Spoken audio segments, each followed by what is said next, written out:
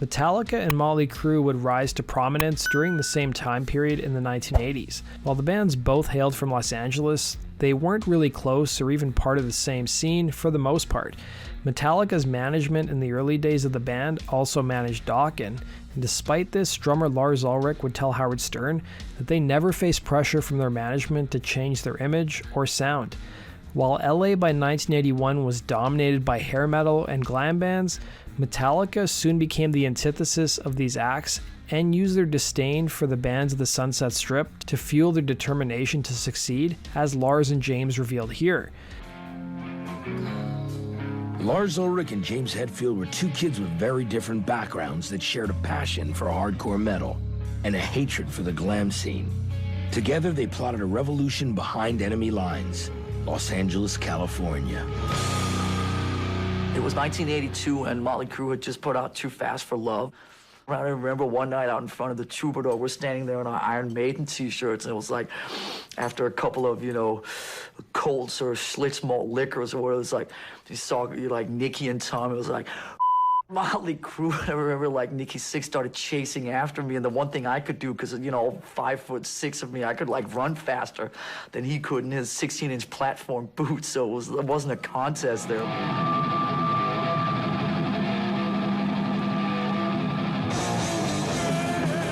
LA just didn't treat us well.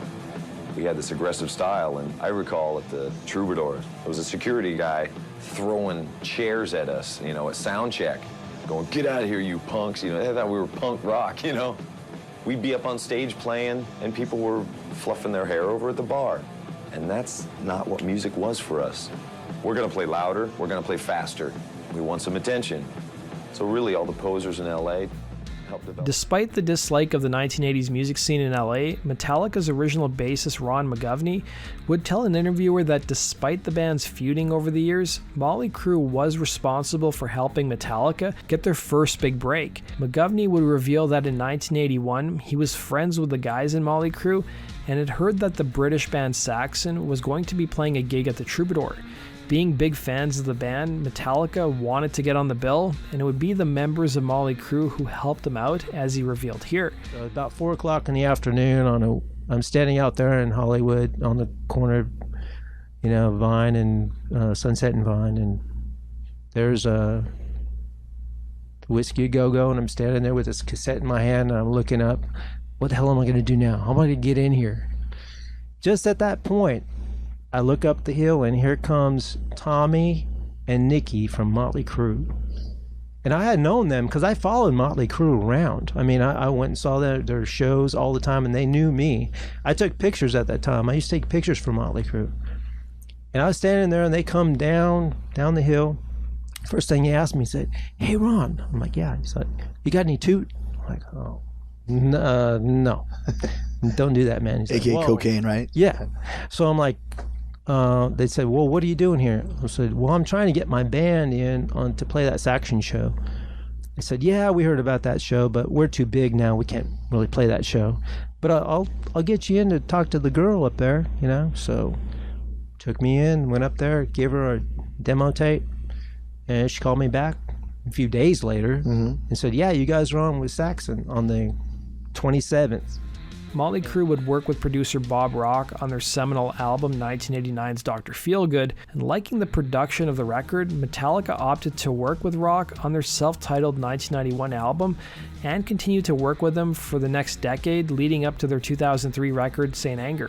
Years would go by until words would be exchanged between the bands and the press. It would happen at the 1997 American Music Awards. Lars Ulrich accused Motley Crue of performing at the award show using a backing tape, something that was said to be true at the time. Motley Crue's bassist Nikki Sixx responded angrily with an open letter on an online forum writing, "Dear sweet fat balding Lars, love the makeup babe. Taking your ever moronic soapbox position on a subject that's none of your effing business has made you out to be an a-hole as usual. Considering that I and Tommy know that your live tapes have been re-recorded and all your instruments were repaired in Pro Tools, and had the balls to lie to your fans and call it a live album. People in glass houses should not throw rocks. Considering your bull to the press, we feel it's only fair to return the punch. You're such a poser. Thanks for releasing that load of CD of yours. You made more room for us," he would write.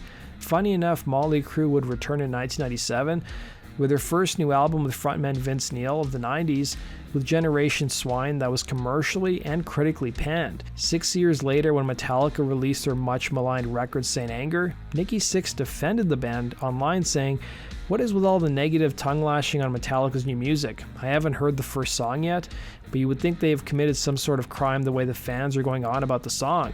Sixx would go on to say that he was never a fan of Metallica except for the Black Album. Years later, Sixx would give an interview praising the band's dedication, recalling the time that both bands played Rock in Rio, remembering, "It was a festival, they were headlining and we were next. They rolled in and everybody said hi and everything. They went back to this room, and now we're getting ready to go on stage. All I hear is them rehearsing in the dressing room."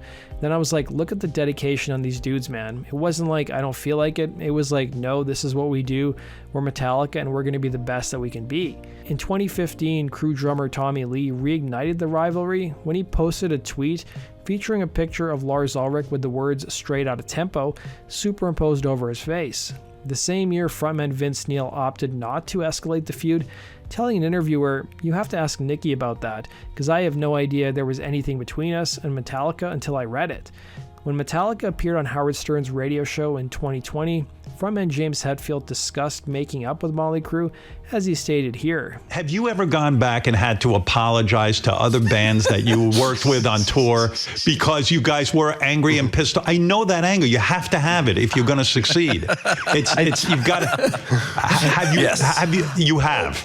There's been a couple of incidents, but there was a lot of bands that, you know, were talking crap about us, you know, right, which actually helped us in a way too, you know, and then we'd actually end up touring with some of those bands like, you know, Motley Crue or something, and they're, I'm sorry about what I said in that Cream magazine interview. It's like, oh, well, thank you. I didn't read it, but thank you. we had a tour book.